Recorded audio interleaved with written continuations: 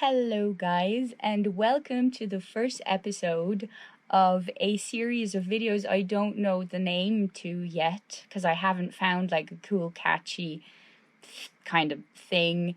And depending on how this goes, this might be the first and last one of these I do. So it might actually not be a series, it might just be like a random, awkward kind of one time thing. Anyways, this is part of our lockdown content, which we launched a couple of weeks ago.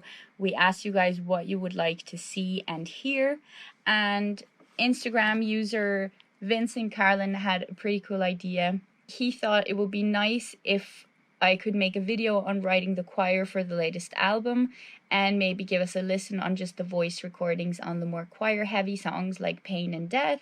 Just an idea, your hard work writing those harmonies deserves more respect. Thank you so much. And actually, I think this is a really cool idea as well, especially because I have come to love arranging backing vocals and choirs, and it is such an effective tool to add color and add so much to already really dense and elaborate song arrangements. An interesting fun fact is that I actually wasn't the biggest fan. When I wrote my first solo album in 2013, I actually hated backing vocals. And even if people would suggest that, yeah, this part really needs something, I always argued that, having too many vocal parts kind of ruins the mood. It takes away something from the intimacy of a song lyric, which I think is fair regarding my solo album because there are very intimate lyrics on there. And now on The Spell, the arrangements are more elaborate than ever. Some songs that have at least 30 tracks of just backing vocals. So I went pretty crazy. And yeah, backing vocals are a really effective tool to make something sound bigger and more epic and whatnot. So today we'll be looking at the song Pain, which is one of my personal favorites because of the backing vocals.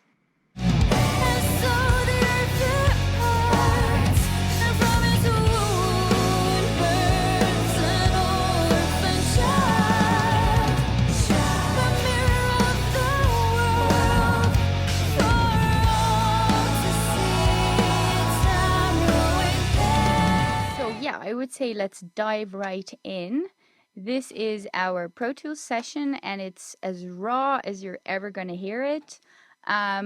These are just the raw tracks as they were recorded, and all I did was just add some like really rough EQing and compression just to, that it's not too messy and all over the place, but there's no effects, there's no fancy reverbs and all that crap. So yeah, you're really hearing these songs in the most raw form, and I think that's cool. It might be interesting for you. The backing vocals are turned up really high, so if you don't actually know the song, this video is going to be weird.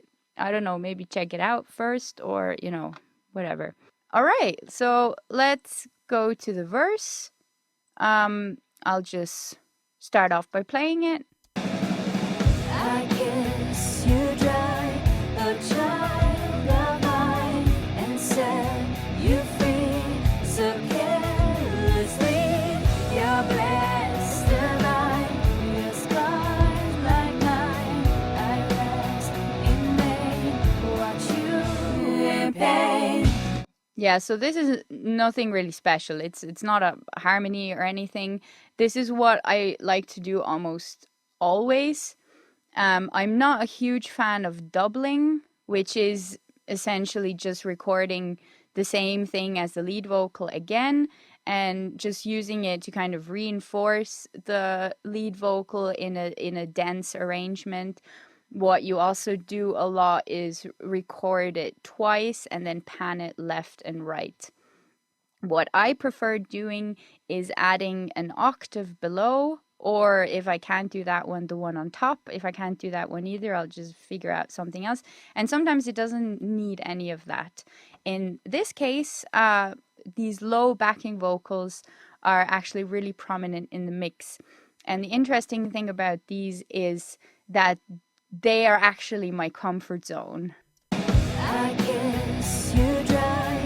I kiss you dry is well within my comfort zone. I kiss you dry is not really. I'm not a soprano, I'm a mezzo soprano, but I have this tendency to make things difficult for myself, and I like to write stuff that is kind of out of my comfort zone. Fun fact, what I do live here is actually start off by singing the low vocal, and then I kind of try to gracefully transition into the higher one as I go. And I just like that, to start off the song feeling comfortable and then kind of, yeah, finding my place. So let's go to the interesting part. As you can see, there's not that many tracks here. Usually if I do backing vocal arrangements or choirs, there's going to be a lot of tracks. So each harmony, each voice, I'll record, I don't know, 4 to 8 times with different tones of voice, with different microphone settings, different directions. So as in to make it sound really big. But what I wanted here was a completely different effect. And the idea was inspired by the Beach Boys. So I wanted it to sound like there's 4 Annas singing into a microphone in a little circle, which is why there's 4 tracks. And then I doubled each of those just to make it a bit more present in the mix. Yeah, exactly. And the doubles, yeah, they're called audio 1 to 4. There's 2 types of Pro Tools users. There's the ones who have really tidy sessions, and then there's the ones with all these weird audio 4.0 whatever tracks. Guess which one I am. So I like to go from the lowest I can to the highest. With the low is the dark purple to the high one, which is yellow. That's a kind of a weird color coding. I don't know what I was thinking there, but yeah, let's listen to this.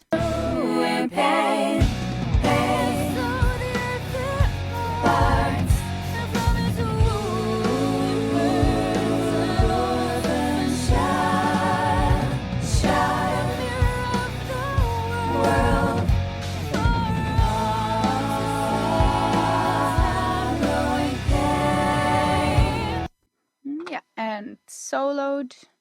Pain, pain, parts. Orphan child, child, world, harrowing pain. So lyrically, the concept is that the backing vocals either echo the lead vocal, or sometimes they come in at the same time and do the ha on the word that is being currently sung. So to not get in the way of that lyrically, yeah, which was heavily inspired by the Beach Boys. This concept worked out really nicely in the first pre-chorus because I come in when the verse lead vocal sings in pain. What you in pain, pain, so the earth it parts, and from its wound burns an orphan child, child, the mirror of the world for all to see, its harrowing pain. Yeah, so here it works out really nicely. In the second one, it's a bit weird. As you learn how it is to be me. And so yeah, here I just have to kind of go me, because that's what the lead vocal's doing, but I don't care. It's cool the way it is.